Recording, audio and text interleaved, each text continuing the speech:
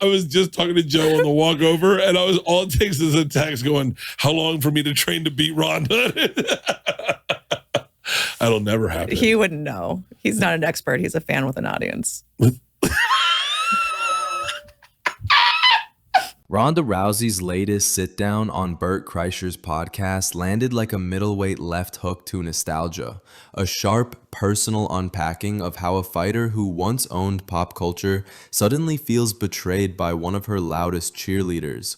In the interview, she leaned into something that's been simmering for years, the idea that Joe Rogan, who once seemed to publicly admire her, didn't step up to shield her when the crowd turned.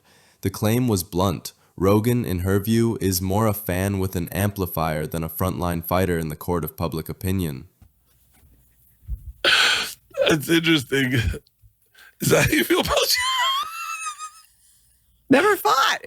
He fought Taekwondo, right? Never fought. That's not fighting.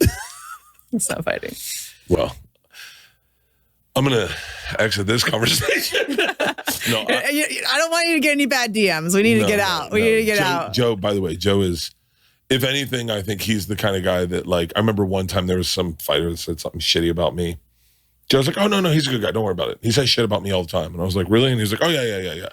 And I was like, "Okay." Like, the stuff like that, I think he'd probably say, "Yeah, you're right. I never fought." He's weird. He's a weird kind of level dude in that sense where I'm the opposite. I'd be like, "Wait, what? Ronda doesn't like me?" But I'll never send you a mean DM, okay? So you can take that fear out of your mind. Okay. We are past that level. To understand the bruises behind the complaint, you have to rewind to the two defeats that rewired her life: Holly Holm's upset and Amanda Nunes's finish. Those losses didn't just change rankings, they altered the cultural script. Rousey went from untouchable to a cautionary tale overnight, and along with the physical recovery came a tidal wave of online scorn.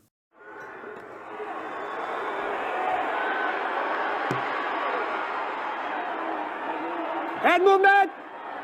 Head movement! Head movement! Head movement! She'll fade up this pace. Head movement! Head movement! Head movement! Yes, move! And it's all over! Just like that! No! Part of her grievance is factual and human. She says the criticism hardened into cruelty, and that people she thought allies with big platforms pivoted to distance themselves instead of pushing back. That sense of abandonment is as much about expectation as it is about ego.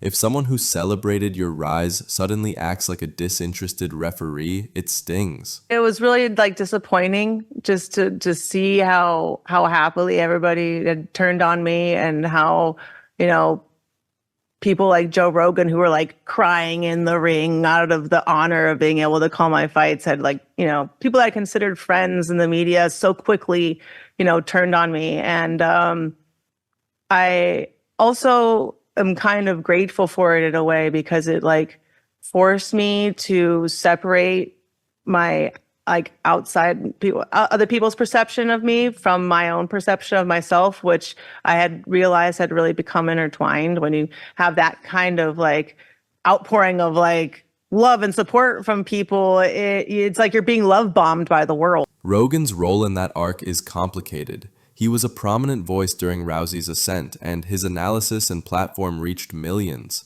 But being a commentator or superfan isn't the same thing as being a protector. Rogan's job, historically, has been to analyze and entertain, and sometimes to ask awkward questions.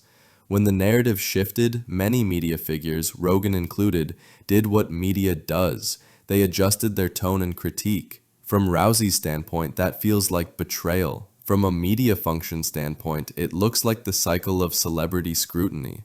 Context matters. Rogan has mused publicly on the sport and the cultural phenomenon she became, and at times tried to explain the backlash rather than serve as a PR bodyguard. Ronda's a professional mixed martial arts champion. She's a champion and one of the greatest female champions of all time. I didn't like seeing her face look like that. She shouldn't have fought that woman. I didn't like seeing it.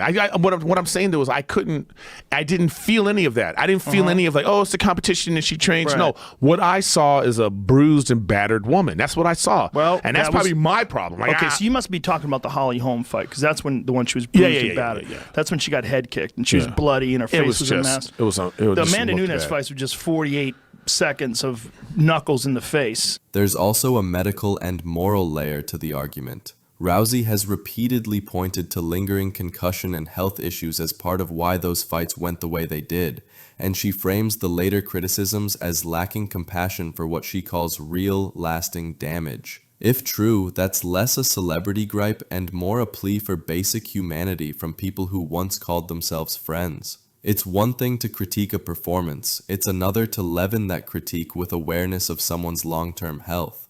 Rousey's ask that a high-profile supporter use their megaphone to intercede is not unreasonable, even if it's not how public discourse typically behaves. I feel like I'm really vilified by MMA media at this point, and I'm not really, welcome back, which is why I haven't gone to a UFC fight since, because I'm pretty sure if I walked into the arena, I'd be booed.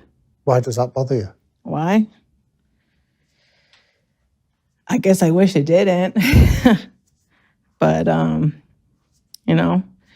gave them everything I had and it wasn't enough. Rogan amplified Rousey during her peak, and he also operates as a commentator who can change tone when the facts do. Rousey's pain about perceived disloyalty is real, and her anger is a natural human response when support feels conditional. The wider lesson is about the strange marriage of fandom and responsibility in the internet age.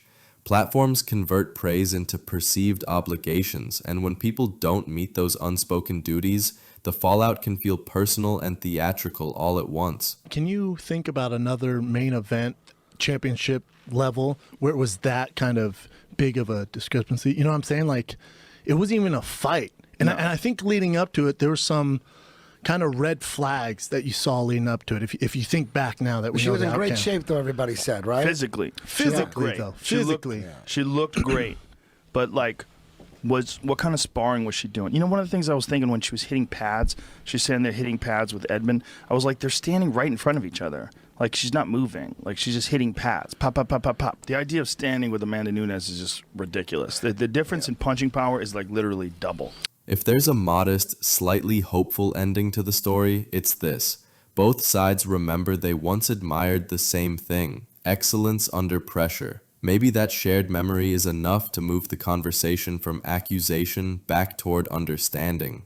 Or maybe not. In the meantime, the spectacle continues. A former champion airing grievances on a comedian's mic, a podcaster caught between analysis and allegiance, and the rest of us scrolling, liking, and picking sides like it's still fight night.